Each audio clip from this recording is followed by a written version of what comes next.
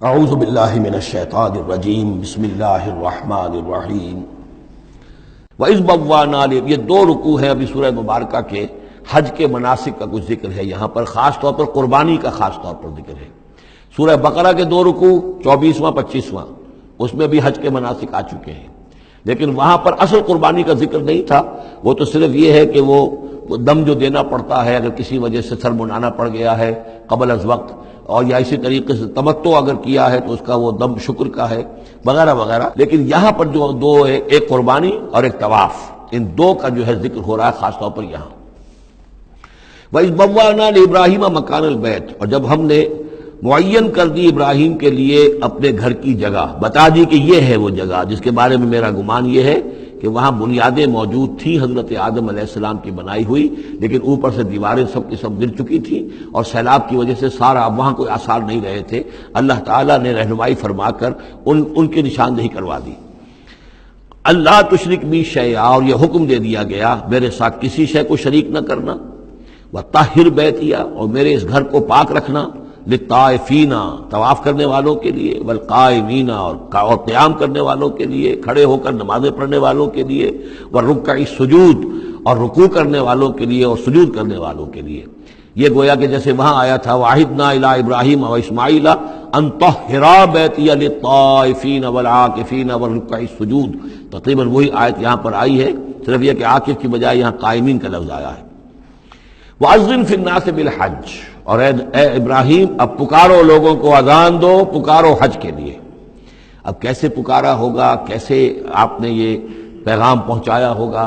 کہاں سے اللہ تعالیٰ نے ان کی آواز کو، ان کی پکار کو کہاں کہاں پہنچایا ہوگا، یہ اللہ تعالیٰ کا معاملہ ہے۔ یا تو کا رجالن، پکاریے لوگوں کو، حج کی دعوت دیجئے، آئیں گے وہ آپ کے پاس پیدل چل کر بھی، وعلی کل ضامر، اور بڑی لاغر اونٹنیوں پر بھی، یعنی دور دراز سے آئیں گے تو سفر کی وجہ سے اونٹنیاں لاغر ہو چکی ہوں گی۔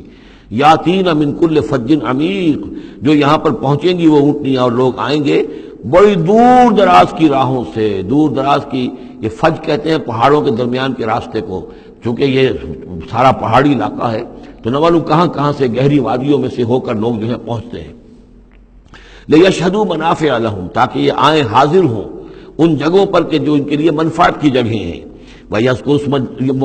اسْمَ اللَّهِ فِي أَيَّامٍ مَّعْلُومَاتٍ، اور اللہ کا نام لیں معین دنوں کے اندر، یعنی قربانیاں دیں معین دنوں میں۔ 10ویں ذی الحجہ کی قربانی کا دن ہے، اس کے بعد جو ہے 11ویں کو بھی ہو سکتی ہے، 12ویں کو بھی ہو سکتی ہے، یا ایام معلومات ہیں۔ عَلَىٰ مَا رَزَقَهُم مِّن بَهِیمَةِ الْأَنْعَامِ، تو اللہ کا نام لیں ذبح کرتے ہوئے، اللہ کا نام لیں ان پر کہ جو ہم نے انہیں یہ چوپائے عطا کیے ہیں، مویشی دیے ہیں۔ فَكُلُوا مِنْهَا، تو ان کو ذبح کر کے ان کی قربانی دے کر اس میں سے خود بھی کھاؤ۔ وَأَطْعِمُوا الْبَائِسَ الْفَقِيرَ، اور جو برے حال میں ہو، فقیر محتاج جو بہت ہی خستہ حال ہے، اس کو بھی کھلاؤ۔ ثُمَّ لْيَقْضُوا تَفَثَّهُمْ، پھر یہ کرنے کے بعد پھر اپنے میل کچیل دور کرو، پھر احرام کھولنا ہوتا ہے، پھر یہ کہ وہ رنحت، رمی ہوتی ہے، نہر ہوتا ہے، حلق ہوتا ہے، اور پھر طواف۔ چار یہ الفاظ جو ہیں یہ 10ویں تاریخ کے ہیں، 4 افعال، رمی اور نہر، پھر جا کر قربانی دینا، پھر یہ کہ حلق کر کے اور پھر یہ احرام کھل گیا، اب نہاؤ دھو، میل کچیل جو بھی احرام کی وجہ سے صاف کرو، اچھے کپڑے پہنو، اور پھر جاؤ اور طواف کرو، طواف زیارہ۔ ثم لیقضوا تفثهم، پھر چاہیے کہ وہ دور کریں اپنے میل کچیل، ولیوفوا نذورهم، اور جو بھی نذریں مانگی ہوئی ہوں ان کو پورا کریں، ولیطوفوا بالبیت العتیق، اور اب جا کر اس قدیم گھر کا طواف کریں۔ ذالک، یہ سن چکے، وَمَن يُعَظِّمْ حُرُمَاتِ اللَّهِ فَهُوَ خَيْرٌ لَهُ عِندَ رَبِّهِ، اور جو کوئی اللہ تعالیٰ کی حرمتوں کی تعظیم کرے، یہ بیت اللہ الحرام ہے، یہ اشہر حرم ہے، یہ ساری چیزیں جو اللہ تعالیٰ کی حرمتیں ہیں، حرمات اللہ ہے، اللہ نے جس جس چیز کو کہ محترم قرار دیا ہے۔ سورہ مائدہ میں ہم پڑھ چکے ہیں، وہ جانور کے جو ہدی کے جانور ہیں وہ بھی محترم ہیں، جن کے گھروں میں گردنوں میں پٹے ڈال دیے گئے ہیں، معلوم ہے کہ یہ ہدیم بالغ الکعبہ جانے والے ہیں، وہ بھی محترم ہیں۔ عام مین البیت الحرام جو ہیں، جو لوگ حاجی جا رہے ہیں، ان کی بھی حرمت ہے۔ تو جو بھی من یعظم حرمات اللہ ہے، جو کوئی بھی اللہ تعالیٰ کی حرام کی ہوئی شے، محترم ٹھہرائی ہوئی چیزوں کی تعظیم کرے گا، فہو خیر لہ عند ربہ، تو وہ اسی کے لیے بہتر ہوگا، اس کا اجر و ثواب اسے ملے گا اپنے رب کے پاس۔ وَأُحِلَّتْ لَكُمُ الْأَنْعَامُ إِلَّا مَا يُتْلَىٰ عَلَيْكُمْ، اور حلال کر دیے گئے تمہارے لیے سارے چوپائے سوائے اس کے جو تم کو سنا دیا گیا ہے، یعنی یہ کہ خنزیر کا معاملہ ہے اس کو حرام کر دیا گیا ہے، باقی بکری ہے، بھیڑ ہے،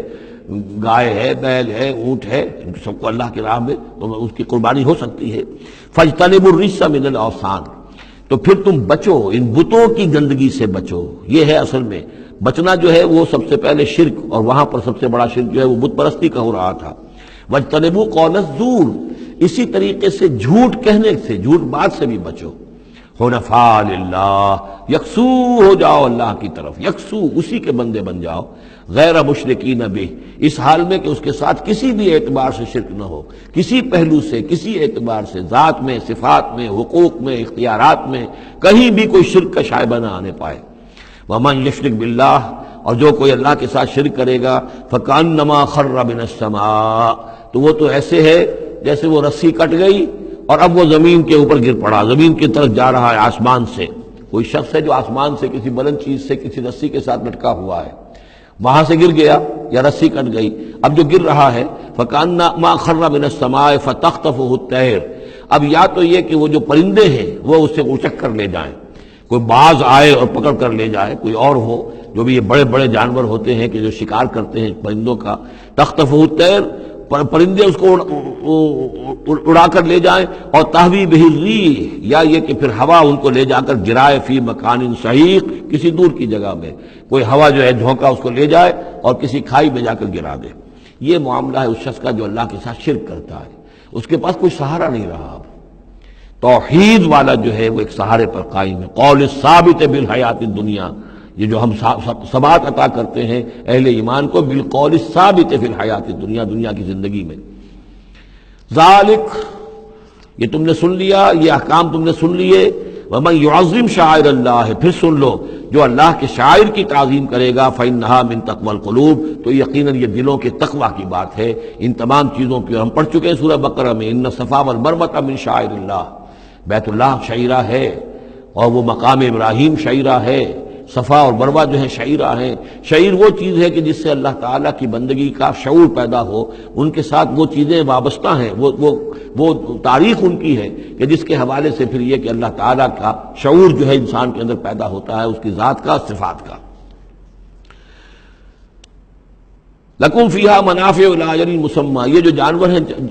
اس کی قربانی کے، تمہارے لیے ان میں نفع ہے ایک اجل مسمى تک، یعنی یہ نہیں ہے کہ قربانی کا جانور ہے تو اس کے اوپر سواری نہیں کر سکتے، سواری کر سکتے ہو۔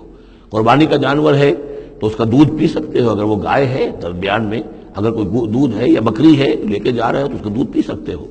منافع الی اجل مسمى، ایک وقت معین تک کے لیے۔ ثم محلها الی بیت العتیق، پھر ان کا جو اصل مقام ہے جہاں انہیں لے جا کر پیش کر دینا ہے وہ ہے بیت العتیق، یعنی اللہ کا گھر۔